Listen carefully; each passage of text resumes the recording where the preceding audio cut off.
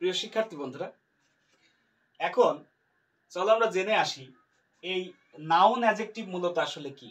বিষয়টা একটু হাস্যকর মনে হচ্ছে না যে নাউন আবার অ্যাডজেক্টিভ, নাউন আবার কখনো অ্যাডজেক্টিভ হয় নাকি? আসলে নাউন কখনো কিন্তু অ্যাডজেক্টিভ হয় না, মানে বেসিক্যালি নাউন কখনো অ্যাডজেক্টিভ হয় না, কিন্তু পরিস্থিতির চাপে পড়ে কখনো কখনো নাউনকে অ্যাডজেক্টিভ হতে হয়। সো প্রিয় শিক্ষার্থী বন্ধুরা, তোমরা যারা এইচএসসি ব্যাচের স্টুডেন্ট রয়েছে, তোমাদের জন্যই মূলত আজকে আমার এই ক্লাসটা সাজানো হয়েছে। পরিস্থিতির চাপে পড়ে কখনো কখনো নাউনকে অ্যাডজেক্টিভ হতে হয়। কিভাবে সেটা সম্ভব, চলো আমরা দেখে আসি। দেখো, আমি একটা এক্সাম্পল এখানে দিচ্ছি। এই এক্সাম্পলের সাহায্যে তুমি কিন্তু বিষয়টা বুঝতে পারবে।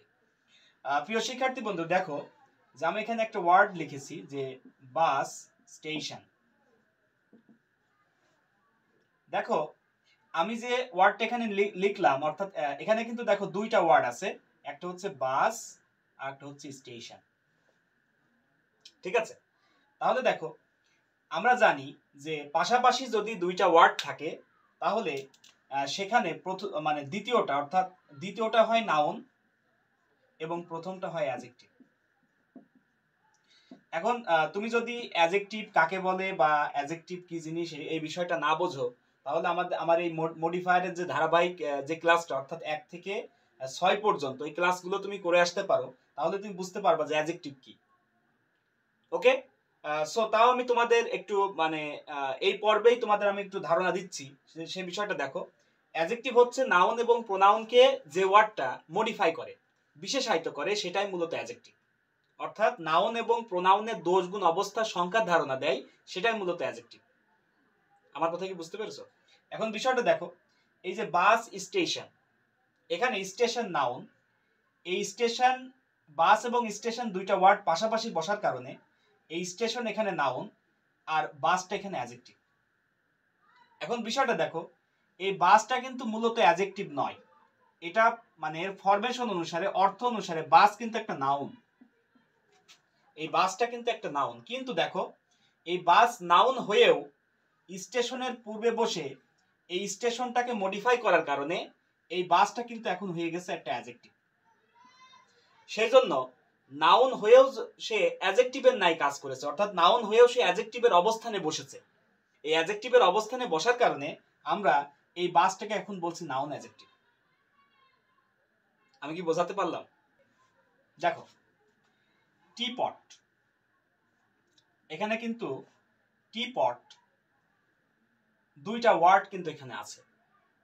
টিপট আমরা তো জানি, টিপট মানে যে আমরা পেয়ালা, অর্থাৎ যেটাই আমরা চা পান করি, সেটা মূলত আসলে টিপট, সেটাকে বলে টিপট। এখন এই টিপট কিন্তু গঠিত হয়েছে দুইটা ওয়ার্ড নিয়ে, একটা হচ্ছে টি আর একটা হচ্ছে পট।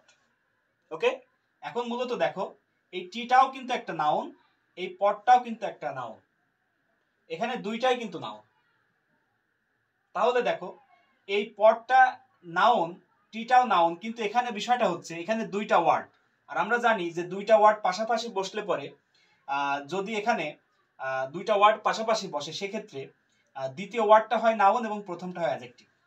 আমরা যদি এই কনসেপ্ট, এই ধারণা অনুসারে করি, তাহলে কিন্তু এই টিটা এখানে আর নাউন নেই, এটা কিন্তু একটা অ্যাডজেক্টিভ হয়ে গেছে। ওকে, তাহলে দেখো, এই টিটা হচ্ছে এখানে অ্যাডজেক্টিভ, কিন্তু মূলত এটা কিন্তু অর্থ অনুসারে কিন্তু নাউন, মানে চা। তাহলে বিষয়টা দেখো, এই অর্থ অনুসারে নাউন হওয়া সত্ত্বেও এটা কিন্তু অ্যাডজেক্টিভের নাই কাজ করছে, অর্থাৎ অ্যাডজেক্টিভের অবস্থানে বসেছে। এই অ্যাডজেক্টিভের অবস্থানে বসার কারণে আমরা এটার নাম দিয়েছি নাউন অ্যাডজেক্টিভ। কি প্রিয় শিক্ষার্থী বন্ধুরা, তোমরা কি বুঝতে পেরেছো? তো চলো এবার আমরা দেখে আসি আমাদের মডিফায়ার অংশে এই নাউন অ্যাডজেক্টিভটা কিভাবে আসতে পারে, কিভাবে কোশ্চেনটা আসতে পারে, এবং সেটা আমরা কিভাবে বুঝবো এখানে আমরা নাউন অ্যাডজেক্টিভ দিব। তাহলে দেখো যে আমরা কিভাবে সেই কোশ্চেনটা আসতে পারে। দেখো যে এরকম ধরো একটা প্যাসেজের মধ্যে এরকম একটা লাইন আমাদের রয়েছে, সেটা হচ্ছে দেখো যে গাবতলি ইজ আ বিজি, এখানে দেখো একটা ব্র্যাকেটের মধ্যে কিছু লেখা আছে, তারপরে দেখো লেখা আছে স্টেশন, অর্থাৎ এটা একটা ব্র্যাকেটের মধ্যে দেওয়া আছে একটা নির্দেশনা, একটা ডিরেকশন, এবং তারপরে দেখো একটা স্টেশন, একটা ওয়ার্ড এখানে রয়েছে। তাহলে দেখো আমাদের Gabtali is a busy dash, এখানে ডিরেকশনের ভিতরে আমাদের কি বলছে দেখো, যে pre modify the noun with the noun adjective. অর্থাৎ আমাদের এই যে স্টেশন যে নাউনটা রয়েছে এই নাউনটাকে আমরা প্রি মডিফাই করব, অর্থাৎ যে ওয়ার্ডটা নাউনের পূর্বে বসে ওই নাউনটাকে মডিফাই করে সেটাই মূলত প্রি মডিফায়ার। এবং আমাদের দেখো এখানে কি যে ডিরেকশনের ভিতরে বলা আছে যে pre modify the noun with the noun adjective. দেখো এখানে কথাটা কি বলছে, দেখো বলছে কি নাউন অ্যাডজেক্টিভ। তাহলে বুঝতে হবে অন্য কোনো অ্যাডজেক্টিভ দিয়ে কিন্তু আমরা এই স্টেশনটাকে মডিফাই করতে পারবো না, আমাদের একটা নাউন নিয়ে আসতে হবে যেটা অ্যাডজেক্টিভের ন্যায় কাজ করবে। আমি কি বোঝাতে পারলাম?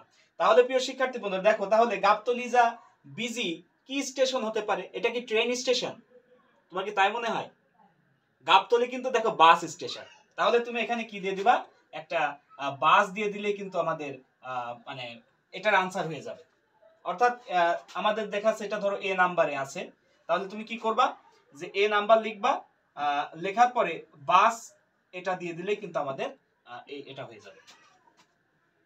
ওকে, অর্থাৎ আমাদের এই নাউন অ্যাডজেক্টিভের কথা যদি আমাদের প্রশ্নে থাকে তাহলে আমাদের বুঝতে হবে আমরা ওই নাউনটাকে এমন একটা নাউন দিয়ে মডিফাই করব যেটা অ্যাডজেক্টিভের ন্যায় কাজ করে।